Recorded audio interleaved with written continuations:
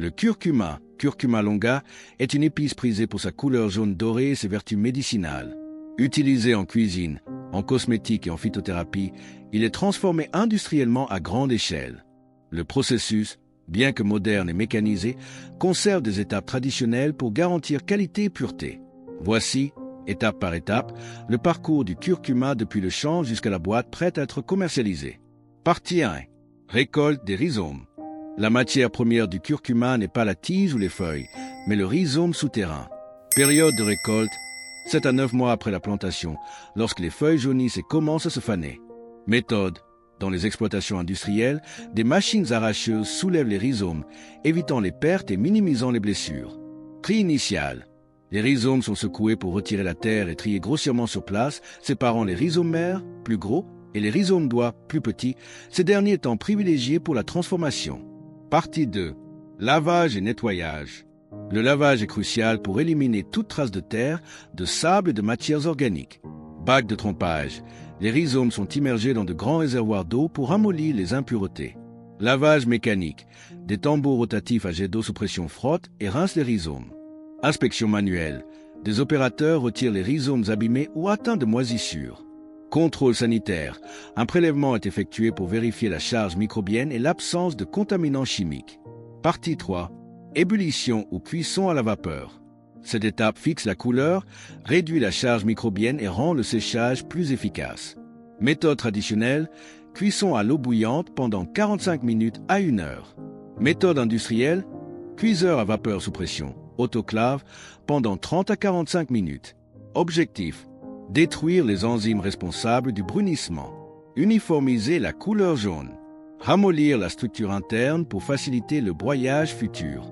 Partie 4. Séchage. Le curcuma doit atteindre un taux d'humidité inférieur à 10% pour éviter la moisissure. Séchage solaire, rare en industrie, mais parfois combiné à un séchage mécanique pour économiser l'énergie. Séchage mécanique, séchoir à air chaud, à plateau ou à bande, à 50-60 degrés C pendant 12 à 18 heures. Précaution.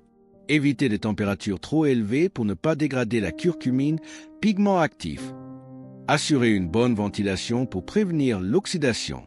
Contrôle qualité. Mesure du taux d'humidité avant de passer à l'étape suivante. Partie 5. Polissage. Le polissage donne aux rhizomes une surface lisse et brillante, ce qui améliore leur apparence. Méthode mécanique. Tambour de polissage garni de matériaux abrasifs doux qui frottent les rhizomes. Durée. Quelques minutes seulement pour ne pas altérer la couleur. Résultat. Les rhizomes perdent leur fine pellicule externe et prennent une teinte uniforme. Partie 6. Broyage. C'est l'étape où le rhizome devient poudre de curcuma. Pré-broyage. Concassage grossier pour réduire les rhizomes en petits morceaux. Broyage fin. Moulin à marteau ou à disque, parfois combiné à un système cryogénique azote liquide pour préserver les composés volatiles et éviter l'échauffement. Granulométrie. La poudre doit passer au travers d'un tamis très fin, généralement 80 à 100 mèches. Partie 7. Tamissage et classification. Après broyage, un tri par granulométrie est effectué. Tamis vibrant. Sépare les particules fines de celles trop grosses. Recyclage. Les morceaux non conformes repartent au broyage. Contrôle visuel. Vérification de la couleur et de l'absence d'agglomérats. Partie 8. Tamissage et classification. Après broyage, un tri par granulométrie est effectué. Tamis vibrant. Sépare les particules fines de celles trop grosses. Recyclage. Les morceaux non conformes repartent au broyage. Contrôle visuel. Vérification de la couleur et de l'absence d'agglomérats. Partie 9. Stérilisation et contrôle microbiologique. Pour garantir la sécurité alimentaire, un traitement de stérilisation est appliqué. Méthodes utilisées. Stérilisation à la vapeur saturée à basse pression. Irradiation gamma, selon les pays et les réglementations. Analyse en laboratoire. Recherche de salmonelle, coliformes et moisissures. Dosage de la curcumine pour certifier la qualité. Partie 10. Mélange et formulation spéciale. Certaines industries ajoutent des étapes supplémentaires selon l'usage final. Mélange culinaire, incorporation dans des currys blancs. Compléments alimentaires. Formulation avec pipérine, extrait de poivre noir, pour améliorer l'absorption. Colorants alimentaires, standardisation de la couleur par mélange de l'eau. Partie 11. Conditionnement. Une fois la poudre prête, elle est immédiatement conditionnée pour éviter l'oxydation et la perte d'arôme. Type d'emballage. Sac aluminisé pour le vrac, 25-50 kg. Pot, boîte ou sachet pour la vente au détail. Machines utilisées.